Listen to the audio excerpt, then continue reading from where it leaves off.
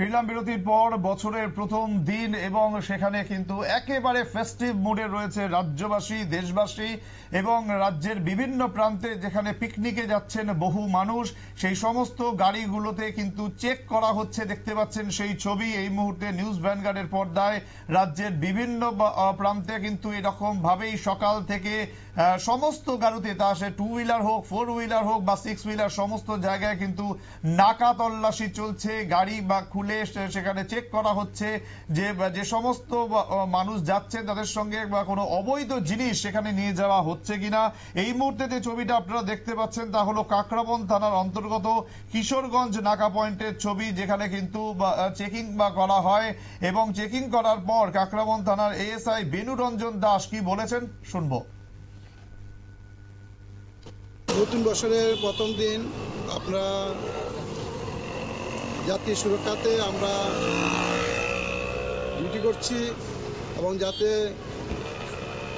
রাস্তাতে কোনো ধরনের দুর্ঘটনা না হয়, যার জন্য আমরা ডিউটি করছি।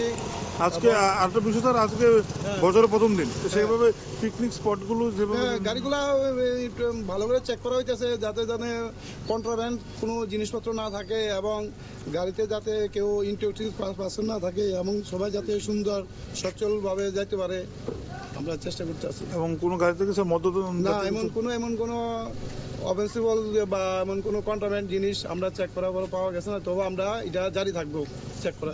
যদি পাওয়া যায় তো আপনার আইনানুগ ব্যবস্থা নেব। কোন পিএস স্যার? আমরা কাকরাবন পিএস।